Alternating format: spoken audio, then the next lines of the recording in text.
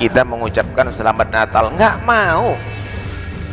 Asyidda al kufar, keras dalam akidahnya terhadap orang kafir, nggak mau menyerupai, bahkan model rambutnya nggak mau seperti mereka, cara bersikapnya nggak mau, dan itu diajarkan tuh sama Nabi.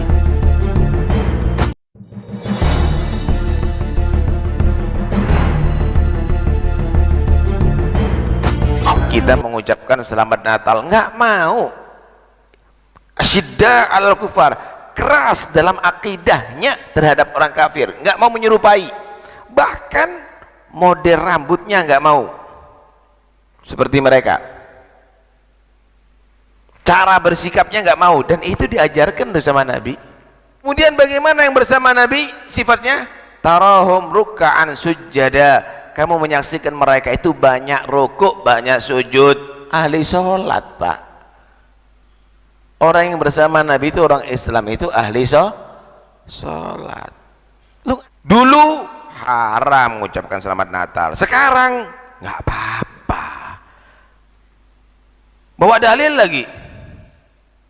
Di antara manusia ada yang main-main dalam berbicara tadi itu, tapi untuk menyesatkan manusia, hanya kepentingan dia, hanya untuk kepentingan pribadinya, hanya karena jabatan, hanya karena duit, hanya karena popularitas. Hati-hati.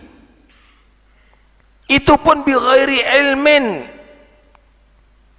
tanpa didasari ilmu yang benar. Itu perbuatan seperti begitu dianggap itu adalah main-main, sambil tertawa, sambil itu, sambil ini. Serius nih urusannya, kamu menyesatkan orang ini. Jutaan orang sebentar lagi akan menyatakan selamat Natal loh dengan fatwanya kamu. Serius ini. Jutaan orang sebentar lagi pakai sinterklas, sebentar lagi niup trompet semuanya, jutaan orang. Gara-gara fatwanya kamu, gara-gara omongannya kamu. Serius ini, jangan main-main. Kalau sudah demikian, ulaika lahum adzabum muhin, itu akan menjadikan adab yang betul-betul menghinakan dia nanti di hari kiamat. Lihat bagaimana toleransi Islam. Ini toleransi Islam. Qul, katakan, qul ya ayyuhal kafirun, hei non muslim, la a'budu ma ta'budun, saya tidak beribadah apa yang kamu ibadahi. Ini keyakinan. Wala antum abiduna ma'bud, kamu nggak usah ya ibadah yang aku ibadahi. Wala ana abidum ma'abatum, aku tidak beribadah apa yang kamu sembah. Wala antum abiduna ma'abud, kamu nggak usah ibadah menyembah apa yang aku sembah. Hidup bermasyarakat silakan. Urusan agama, lakum dinukum waliyadin, kau ajarkan sesuai dengan agama kamu, kami mengajarkan sesuai dengan agama kami. Laksanakan sesuai dengan ajaran agama kamu, kami melaksanakan ajaran kami. Selesai. Apa kata urut? Nggak ada yang ruwet kok. الآن مقبل عليكم عيد الميلاد المجيد، صح ولا لا؟ يا بتجي الهوجة نقول للمسيحي كل سنة وأنت طيب ولا لا؟ هل يجوز تهنئة المسيحي ولا لا؟ الضجة اللي كل سنة يعملوها لنا. الأزهر يقول يجوز، دار الإفتاء المصرية يقول يجوز، بعض إخواننا لا يجوز. يا أستاذ الأزهر يقول لك أزهر مين؟ هذا من الولاء والبراء. طيب خذوا الكلمة هذه أو دعوها إن لم تعجبكم. غالب فقهائنا نصوا على تحريم التهنئة، تمام؟ أقول ثاني، غالب فقهائنا المتقدمين قالوا نصوا على تحريم تهنئة أهل الكتاب في أعيادهم الدينية، صح. وكلام فقهائنا في زمانهم صح، ما كانوا متشددين. اللي يقول عليهم متشددين ما يفهم. لكن اليوم الفتوى هذه يجب تغييرها. لما؟ لأن فقهاءنا عندما منعوا التهنئة لم يمنعوها بناء على نص في منع التهنئة، وإنما بنوها على أن التهنئة في ثقافتهم، في عرفهم، العرف العادة تساوي الإقرار على المعتقد. كان زمان في تلك العصور لما تقول لواحد كل سنة وأنت طيب على دينك، يعني أنت تقره على عقيدته. طبعا هذا لا يجوز. ولهذا زمان أيضا لم تكن الكنيسة تهنئ المسلمين في عيد المولد النبوي الشريف ولا في رمضان ولا في العيدين، لم يكن هذا يحصل. في زماننا العرف تغير هنا، أصبحت التهنئة لا تساوي الإقرار على المعتقد. هل التهنئة الآن تساوي الإقرار على المعتقد؟ لا، التهنئة اليوم تساوي البر، التهنئة اليوم تساوي حسن العشرة، التهنئة اليوم تساوي الجوار، المحبة، المودة، الأخوة، القدرة على التعايش. هذا معنى التهنئة. ولا ينهاكم الله عن الذين لم يقاتلوكم في الدين ولم يخرجوكم من دياركم أن تبروهم وتقسطوا إليهم. هذا النص. إذن عندما كان العرف السائد أن التهنئة تساوي الإقرار كانت التهنئة إيش؟ حرام. هنا العلة أن التهنئة تساوي الإقرار. وعندما أصبحت التهنئة لا تساوي الإقرار ولكنها تساوي ماذا؟ البر والقسط وحسن التعايش وحسن الجوار، أصبحت مستحبة التهنئة في عصرنا هذا. شوف، من حرام لمستحب. ممكن. كيف ممكن؟ ممكن لأن العلة تغيرت، والحكم يدور مع العلة حيث دارت وجودا وعدما. أهو هذا نوع من التجديد في التراث، هذا نوع من التعامل في تنقية العقول التي تتعامل مع التراث. Wong mukmin sing apik itu adalah mukmin yang betul-betul mempunyai rasa cinta, mempunyai rasa tasywik. Apa geringging di sini? Seperti apa? Tasywik itu kerinduan dengan Rasulullah. Ki mukmin sing khusus, sing umum ya sing ngono-ngono kuwi. Ya kita tidak mendoakan mereka masuk neraka, tidak. Cuman saya heran. Zaman biyen kok ora nek kaya ngono ki aman malahan. Tidak ada orang rusak-rusak. Zaman sekarang kakean gaya toleransi, Natal kebangsaan, Natal bersama. Terus sing dongo kiai. Ila hadratin Nabi. Ki Natal bersama lagi. Ila hadratin Nabi Muhammad sallallahu alaihi wasallam. Oh, tampar saat cangkeme. Kuwi model apa di depan orang-orang kayak gitu. Ini orang waras itu bukan saya. Natal ya ben urusane wong Natalan dhewe. Ini peringatan tiap tahun kaya ngene keadaannya. Tahun muka akan lebih buruk. Nanti anak-anak kita suruh mauludan, suruh berterbangan yang jero gereja. Nanti bakal begitu toleransi. Nanti anak-anak kecil kan terbang diundang karo wong nang gereja. Tolal pasture teko. Iya, tolal al badru. Piye yo? Kaya ngono toleransi. Oh, itu tidak apa-apa, Habib. Habib ini aja yang kolot. Kolot piye, Drun? Akalmu wis ora cetha. Agama mbok nggo dolanan ngisi-ngisi ini. Aja ngaku wong Islam. Dan jangan ngaku kiai nek arep ngono. Nek kowe arep ngono wis malah ngaku wong biasa wae. Ini mulai dirusak. Soalnya mau merusak bangsa kita ini sulit. Sing dirusak ulama-ulama esek. Sing bangsa kiai apa Habib sing jenggote loro-loro sik dingungane. Sing siji ngamukan, nggih. Sing siji ngamukane ngamukan sing keliru. Ngamuk keliru itu apa? Sing dadi teroris kuwi lho. Yang satu kelosen toleransi, nganggo surban, nganggo imamah. Bagi saya cenderung kepada pendapat bahwa membolehkan mengucapkan selamat Natal kepada umat Kristiani. Yang pertama, lantaran memang ada dasar-dasarnya. Misalnya salah satunya menurut Quran, ketika kita membuka surat Maryam, ditemukan di sana di mana ayat menyatakan selamat atas kelahiran Nabiullah Isa yang merupakan salah satu nabi dalam keyakinan kita. Dan kemudian yang kedua, di dalam hadis disebutkan bahwa Nabi pernah berdiri ketika seorang Yahudi membawa jenazah sahabat Yahudinya melewati depan masjid. Nabi berhenti ketika khutbah dan maju ke depan masjid, berdiri mengheningkan cipta, menghormati seorang Yahudi yang mati dan digotong pada saat itu. Kemudian ketika sahabat bertanya, bukankah mereka orang Yahudi? Kemudian kata Nabi, bukankah dia juga manusia? Maka kita harus menghormati dia sebagai sesama manusia. Artinya karena keimanan kita tentu berbeda dengan umat Kristiani, maka tidak ada masalah dengan landasan keimanan kita bahwa Isa adalah Nabi kita, maka kita mengucapkan selamat atas kelahiran Nabi Allah Isa, dan artinya kita diperbolehkan mengucapkan selamat Natal. Soal apa namanya Natal, saudara, begitu juga sampaikan kepada mereka kalau kita ketemu. Kalau mereka datang mengucapkan, Ustadz, Habib, selamat Natal ya. Langsung aja sampaikan, maaf, Sayangnya orang Islam nggak boleh ikut merayakan Natal. Kalian silakan merayakan Natal, silakan bahagia, silakan senang-senang, tapi jangan ajak umat Islam untuk merayakan Natal. Betul? Kalau ini kita jelaskan, orang Kristen yang nggak tahu jadi tahu, saudara. Jangan dikit-dikit merasa nggak enak, dikit-dikit merasa nggak enak. Nggak ada, kasih tahu aja, saudara. Nah kalau udah dikasih tahu juga masih bandel, saudara. Hus. Kata bakar, pikir jagung. Saudara kalau masih dia tanya kenapa sih nggak boleh, saudara sampaikan aja itu kan ritual agama Anda, lakum dinukum. Nggak ngerti juga, kasih tahu juga. Itu kan Natal itu kan dalam terminologi artinya kan hari lahir Yesus Kristus sebagai anak Tuhan.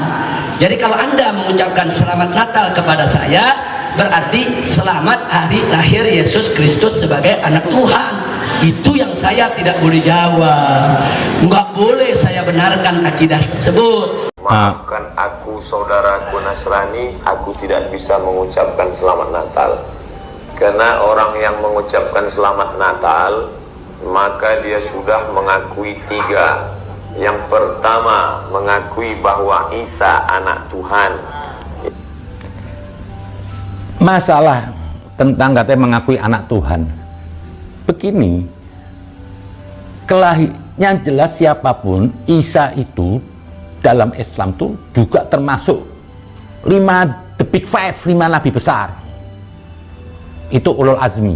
Kalau Anda bisa masalah ketuhanan, bagi saya itu biarkan mereka dengan ketuhanan, tapi keberadaan Isa itu sangat agung di dalam Al-Quran.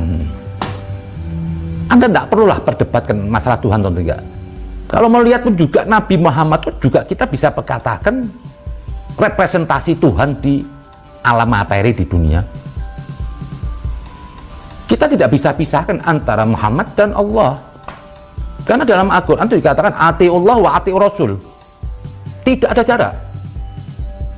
Anda taat sama Allah, nggak taat sama Rasul, kafir. Jadi tidak boleh ada jarak. Jadi ya Muhammad itu representasi Tuhan. Begitupun juga Nabi yang lainnya, Isa atau Yesus. Dia representasi Tuhan. Tidak bisa manusia yang lemah ini, kita awam ini, mau coba-coba menggugat. Nah, kalau Anda bisa menggugat di antara kedua itu, ya Anda Tuhan. Jadi masalah ketuhanan itu biarkanlah masing-masing. Yang pasti Yesus atau Isa itu punya kedudukan tinggi di Al-Quran. Banyak ayat itu. Yang kedua, mengakui bahwa Isa lahir 25 Desember. Masalah tanggal kelahiran.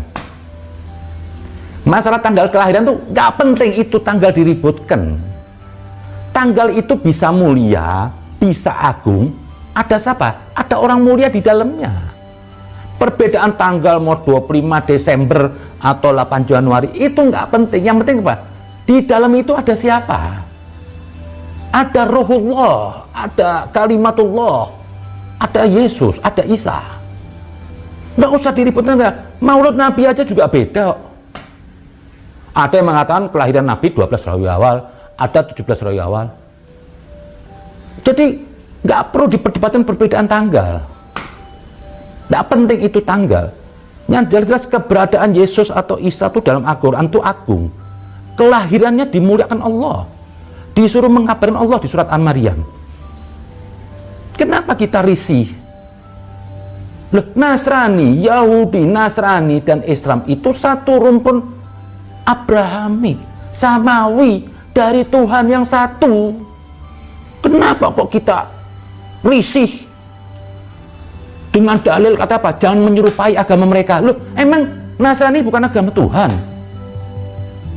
Yahudi bukan? Seharusnya apa? Kalau ada kesamaan di antara tiga Abrahamik ini, itu suatu hal yang wajar. Kalau ada kesamaan, itu suatu hal yang wajar.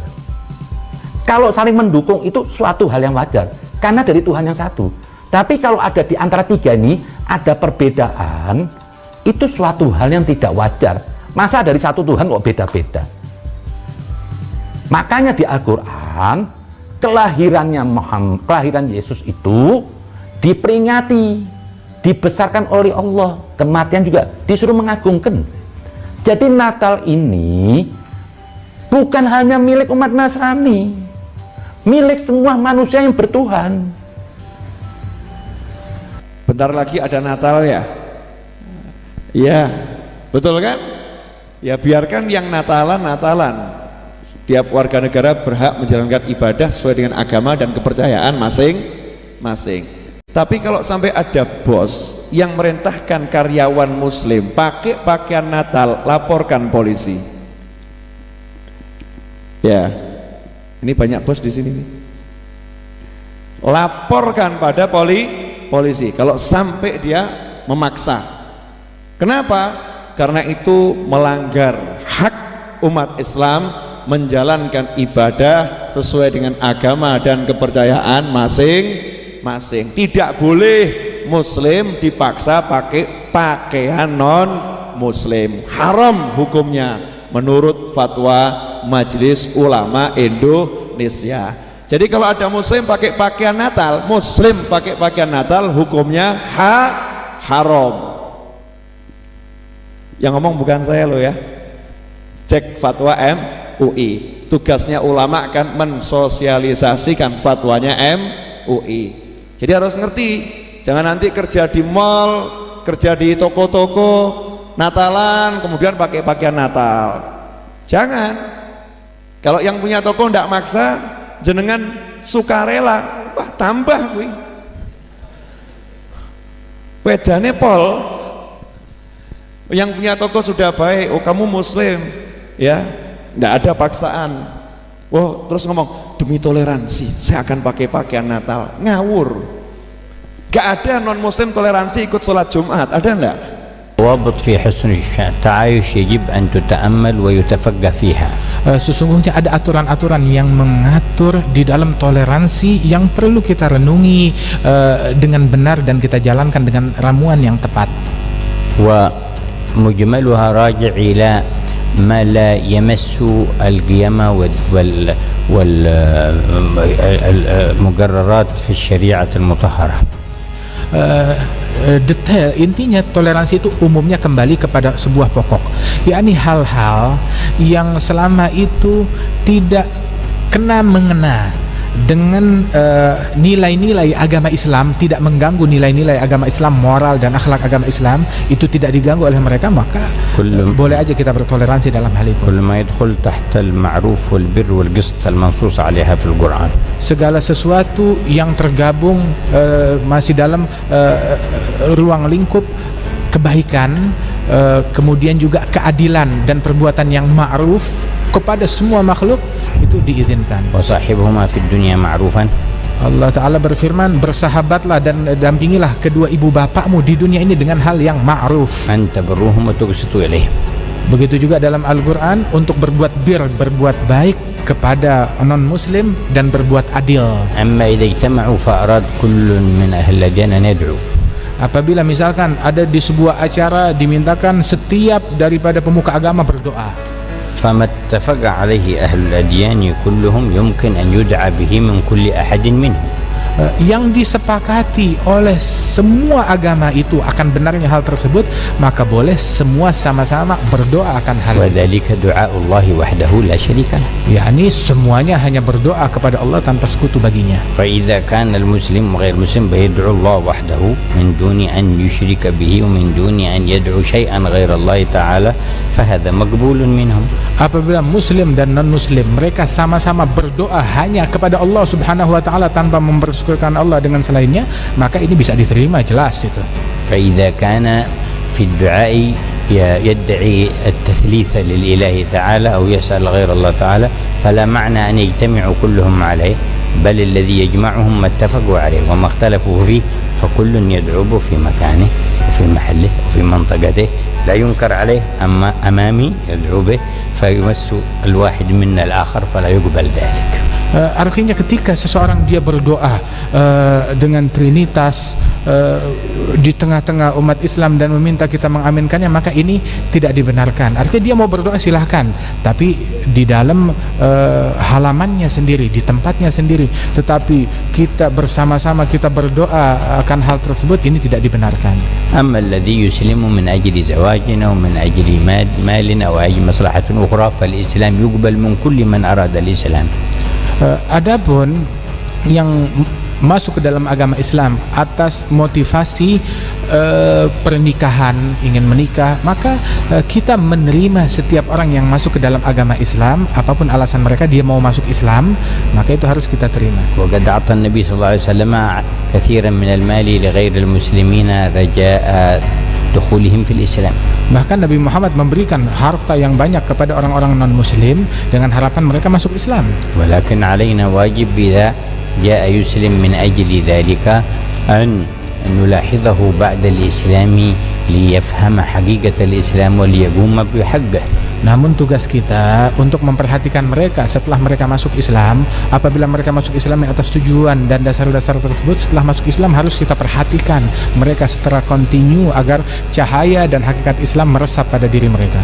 وينبغي لمن أراد يوافق من المسلمين على الزواج سواء كان مرأة أو رجل أن لا يكتفي بمجرد نطق بالشهادتين بل يعطي مدة ليتفقه في الدين وليقيم الفرائض ثم يتم الأمر. Dan hendaknya manakala seseorang ada yang masuk ke dalam agama Islam kemudian dia mau menikah, jangan merasa cukup dengan kalimat syahadat saja terus langsung dinikahkan, tapi beri waktu dulu untuk dia belajar agama dan mencapai hakikat-hakikat agama. Nah baru setelah itu dia menikah, buat dia mengerti dulu dengan agama Islam. Jangan begitu mengucap 2 kalimat syahadat terus langsung dia melakukan pernikahan, tetapi beri waktu dulu untuk dia mempelajarinya. إلا أنه لا يجوز لنا أن نطلب منه تأخير النطق بالشهادتين أو نقول الإسلام غير مقبول بل ينطق ويسلم ونجعل لنا بعد ذلك فرصة يتفقه فيها. Dan kita pun juga tidak boleh kalau ada orang mau masuk Islam dengan alasan apapun, kita tolak Islamnya dia ataupun kita menunda Islamnya dia karena alasan-alasan apapun. Tidak boleh, silakan dia masuk Islam. Kemudian begitu dia masuk Islam, ayo kita ajarkan dia agama dengan benar agar hakikat dan cahaya Islam masuk. Usai pertemuan yang digelar selama 2 jam itu, keduanya mengaku ada banyak hal yang dibicarakan, di antaranya tentang pesan-pesan damai dan imbauan, utamanya menjelang Natal. Mereka meminta masyarakat agar tetap menjaga kerukunan dan saling menghargai antar umat beragama. Beliau menggarisbawahi juga kerukunan umat beragama itu mutlaklah diperlukan, kata beliau juga, dan kami sependapat itu ya. Kalau kita nggak rukun nggak bisa maju. Semua negara yang maju karena memang mereka kehidupan beragamanya rukun, itu paling utama. Selain Islam adalah juga saudara kami, sebangsa, setanah air yang mempunyai hak untuk dilindungi. Itu yang penting, kita jaga kesatuan persatuan ini. Jangan memberikan kesempatan seujung rambut pun terhadap oknum-oknum manusia yang ingin memecah belah bangsa ini.